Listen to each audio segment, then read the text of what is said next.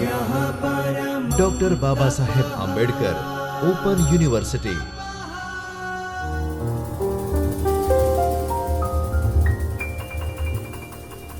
નમસ્તે વિદ્યાર્થી મિત્રો, ડૉક્ટર બાબા સાહેબ આંબેડકર ઓપન યુનિવર્સિટીના શિક્ષણશાસ્ત્ર વિભાગમાં ચાલતા બીએડ ઓડીએલ અભ્યાસક્રમના દ્વિતીય વર્ષના પેપર ક્રમાંક ES 221 જીવન કૌશલ્યો માટેના શિક્ષણમાં આપનું સ્વાગત છે। મિત્રો, ES 221 જીવન કૌશલ્ય માટેના શિક્ષણ પેપરના એકમ 8 પ્રેઝન્ટેશન સ્કિલની આપણે વાત કરતા હતા, અર્થાત પ્રત્યાયન કૌશલ્ય, જેમાં આપણે અસરકારક રજૂઆતના ફાયદાઓ બેનિફિટ્સ ઓફ ઇફેક્ટિવ પ્રેઝન્ટેશનની વાત ગયા વ્યાખ્યાનમાં આપણે શરૂ કરેલી, એ આપણે આગળ જોઈએ। મિત્રો, મનુષ્ય એક સામાજિક પ્રાણી છે, એટલે તેને તેની સામાજિક અને વ્યાવસાયિક જીવનમાં અરસપરસ સંબંધો રાખવાના હોય છે। ઘણી વખતે તમે રજૂઆત દ્વારા તમારા વિચારો, કોઈ મહત્ત્વની માહિતી વગેરે પણ એને આપવાની હોય છે, અને આ સમયે તમે જો એક અસરકારક રજૂઆત કરતા છો તો જ તમે વધુ સફળ થશો। અસરકારક રજૂઆતના ફાયદાઓમાં આપણે જોઈએ છીએ કે આપણે કોઈ પણ જગ્યાએ વ્યવસાયના ક્ષેત્રે, સમાજના ક્ષેત્રમાં અથવા તો કોઈ સામાજિક મેળાવડામાં આપણે કોઈકને કોઈક વસ્તુની રજૂઆત કરવાની હોય છે। એટલે જો આપણી રજૂઆત સારી હોય અને એ અસરકારક રજૂઆત હોય તો જ એની વાત એ સામેના છેડે પહોંચતી હોય છે। તો આ બધા ઔપચારિક કે અનૌપચારિક પ્રસંગોમાં જ્યારે આપણે રજૂઆત કરતા હોઈએ છીએ ત્યારે કેવી રીતે રજૂઆત કરવી જોઈએ અને એના ફાયદાઓ શું છે તેની આપણે વાત કરીએ। તો અનેક પ્રસંગોમાં રજૂઆત કરવાથી આપણો આત્મવિશ્વાસ વધે છે। જ્યારે આપણે શરૂઆતમાં કોઈ રજૂઆત કરીએ છીએ ત્યારે આપણી રજૂઆતની શૈલી અથવા તો આપણે જે કોઈ રજૂઆત કરીએ છીએ તે કદાચ યોગ્ય ન પણ હોય, આત્મવિશ્વાસપૂર્ણ ન પણ હોય, એટલે ઘણી વખત જે રજૂઆત કરવાની હોય તે બાકી રહી જાય, જે ન કરવાની હોય તે રજૂઆતમાં આપણે સમય બરબાદ થાય, એવું પણ બને।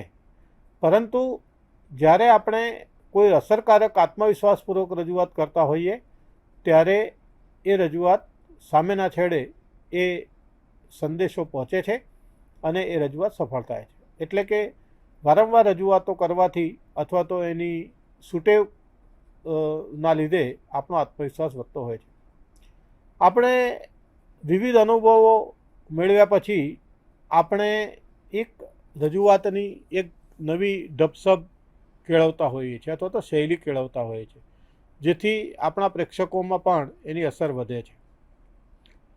આ કળા તમને તમારા વ્યાવસાયિક જીવનમાં પણ મદદ કરે છે। સારી રજૂઆતથી એ તો સાબિત થાય છે કે તમે વ્યક્તિઓમાં તમારા મુદ્દાઓ વિશે સમજદારી વધારો છો અને આના લીધે આપણા પરસ્પરના જે સંબંધો છે એ ગાઢ થતા હોય છે। મિત્રો, વ્યાવસાયિક રીતે રજૂઆત કૌશલ્યના ઘણા ફાયદાઓ છે। આ તો રજૂઆત કરવી એ આપણા નોકરીના જીવનનો એક ભાગ પણ છે। સમયાંતરે આપણા કાર્યની પ્રગતિ વિશે રજૂઆત કરવાની હોય છે। જો તમે કોઈ પણ પ્રકારનું કૌશલ્ય કેળવેલું હોય, પ્રશિક્ષણ લીધું હોય, તાલીમ લીધી હોય તો પણ એ આપણા વ્યવસાયમાં એ મદદરૂપ થાય છે। આના લીધે આપણું ખમીર વધે છે। રજૂઆતના કૌશલ્યથી તમે એક સારા વક્તા અથવા તો સ્પીકર તરીકે ઓળખાવ છો। અલગ અલગ જગ્યાએ તમારી આ કલાની માંગ રહે છે। તમને તમારા માટે ગર્વ થાય છે અને તમે સ્વપ્રતિષ્ઠાનો અનુભવ પણ કરો છો। કોઈપણ જાતની તાલીમથી એ વ્યક્તિઓની કાર્યક્ષમતા વધે છે।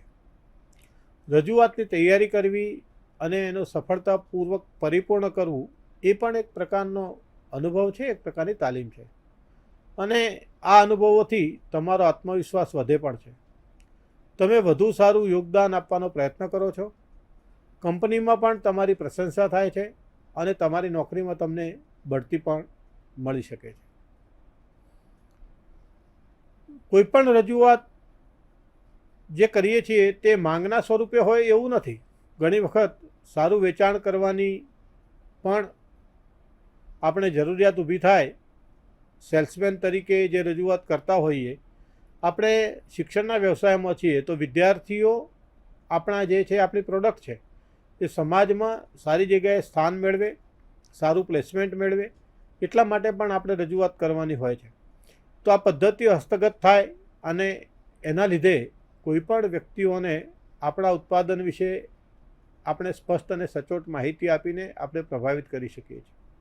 આપણા વિદ્યાર્થીઓમાં શું ખામીઓ છે એના કરતાં એ કેવી રીતે તૈયાર છે, કેવી રીતે તત્પર છે, એનું ઉપર ધ્યાન આપીને જો આપણે આપણા પ્રોડક્ટનો વિચાર કરીએ અને સામેની સંસ્થાને આપણા વિદ્યાર્થીઓ પાસેથી શું અપેક્ષા છે, કારણ કે ભવિષ્યના એના કર્મચારીઓ તરીકે ત્યાં જોડાય ત્યારે એની શું અપેક્ષાઓ છે, એવા પ્રકારે આપણે આપણી રજૂઆતને મૂકીએ તો મને લાગે છે કે એ વધારે સારું કામ થઈ શકે. રજૂઆત મૌખિક પણ હોય અથવા તો કોઈ નાના મોટા સભાખંડમાં પણ હોઈ શકે. કોઈ નવું ઉત્પાદન બજારમાં મૂકવાનું હોય ત્યારે અસંખ્ય રજૂઆતો દેશના વિવિધ ભાગોમાં પણ કરવાની હોય છે અને આ સમયે તમારા કૌશલ્યનો ઉપયોગ કરીને તમારી શક્તિનું પ્રદર્શન તમે કરી શકો છો. વ્યાવસાયિક અભિગમ, પ્રોફેશનલિઝમ. રજૂઆત કરવાની જે કળા જે છે એ તમને તમારા વ્યવસાયમાં એક એવો અભિગમ કેળવવામાં મદદ કરે છે જે તમને પ્રગતિ કરવામાં મદદ કરે છે. તમે એક સારા વક્તા, નેગોશિએટર કે વેચાણ ટીમમાં અગ્રભાગ જાળવી શકો છો. આપણો વ્યવસાયિક અભિગમ એટલે કે પ્રોફેશનલિઝમમાં પણ એ જરૂરી છે. રજૂઆત કરવાની કળા એ તમારા વ્યવસાયમાં એક એવો અભિગમ કેળવવામાં મદદ કરે છે જે તમને પ્રગતિ તરફ લઈ જાય છે.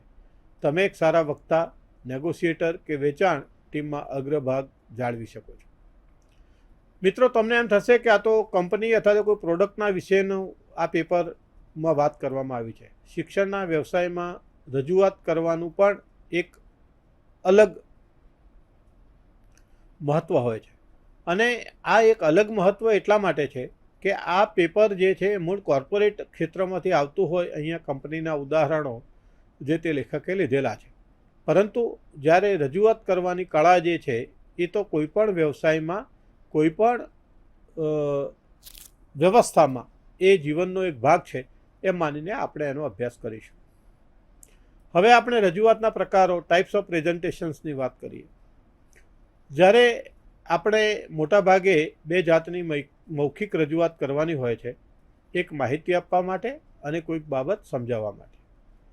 આ બંને બાબતોની રજૂઆતો જે છે એ શૈક્ષણિક અને વ્યાવસાયિક જિંદગીમાં આપણે ઘણી વખત એનો અનુભવ કર્યો હશે કે કોઈક માહિતી આપવા માટે આપણે વિદ્યાર્થી સામે રજૂઆત કરી હોય, કોઈ માહિતી આપવા માટે આપણે વાલીઓ સામે રજૂઆત કરી હોય અને કોઈ બાબત સમજાવવા માટે પણ આપણે આપણા કલીગ સાથે, આપણા સાથે નોકરી કરતા અને આપણા અધિકારીઓ સાથે આપણે કોઈ બાબત સમજાવવા માટે પણ આપણે રજૂઆત કરી હશે અને આવો અનુભવ આપણો હોય છે. તો રજૂઆતનો હેતુ શું છે તે પ્રમાણે આપણે આ બે પ્રકારોના વિભાગોમાં આપણે વહેંચેલું છે. પહેલો પ્રકાર છે માહિતીસભર રજૂઆત અને બીજો પ્રકાર છે સમજાવટ ભરી રજૂઆત. હવે આપણે આની વિસ્તૃત માહિતી મેળવીએ. તો પહેલો વિભાગ છે માહિતીસભર રજૂઆત, ઇન્ફોર્મેટિવ પ્રેઝન્ટેશન. આ પ્રકારની રજૂઆતોમાં કોઈ એક વિચાર કે બાબત વિશે સંપૂર્ણ માહિતી આપવાનો હેતુ છે જેથી લોકો તેને સમજે. ઘણી વખતે કોઈ નવા ખ્યાલ કે વિચાર વિશે માહિતી પૂરી પાડવાથી લોકો દ્વારા તે જ વિચારોને આગળ વધારી શકાય છે અને આ રીતની રજૂઆતો મોટાભાગે જે ક્ષેત્રોમાં કરવામાં આવે છે તે આ પ્રકારે છે. એમાં છે શૈક્ષણિક ક્ષેત્ર, વ્યાવસાયિક કે ઔદ્યોગિક ક્ષેત્રો, સંશોધન ક્ષેત્ર અને પ્રયોગશાળાઓ, સરકારી કે અર્ધ સરકારી અથવા તો જાહેર કાર્યાલયો. બીજો પ્રકાર છે સમજાવટ ભરી રજૂઆત, પર્સ્યુએસિવ પ્રેઝન્ટેશન. અને આ પ્રકારની રજૂઆતોનો મુખ્ય હેતુ વ્યક્તિઓની માન્યતા એટલે કે બિલીફ, એના વલણ એટલે કે એટીટ્યૂડ અને વર્તન એટલે કે બિહેવિયરમાં ફેરફાર કરવા માટે થાય છે. ફરીથી ત્રણ શબ્દોને આપણે બરાબર સમજીએ. વ્યક્તિની માન્યતા, એમાં ફેરફાર કરવા માટે, એના એટીટ્યૂડ એટલે કે એના વલણોને બદલવા માટે અને એના વર્તનમાં ફેરફાર કરવા માટે. તો રજૂઆતની અસરકારકતા પ્રમાણે પરિમાણો આવે છે. જો પ્રોત્સાહન અને પ્રભાવિત કરવાવાળી રજૂઆત હોય તો પરિણામ હંમેશા સારું આવે છે. આ બંને રજૂઆતોના પ્રકારો એટલે કે માહિતીસભર રજૂઆત અને સમજાવટભરી રજૂઆત, એનો ઉપયોગ ચોક્કસ વિષયો પર ચર્ચા શરૂ કરવા માટેનો હોય છે. ચર્ચા પછી એને લગતા પ્રશ્નો અને સંભવિત જવાબોનો પણ સમાવેશ કરવામાં આવે છે. જો જરૂર હોય તો કોઈ પણ નિર્ણય પર આવવા માટે ફરીથી ચર્ચા કરવામાં આવે છે.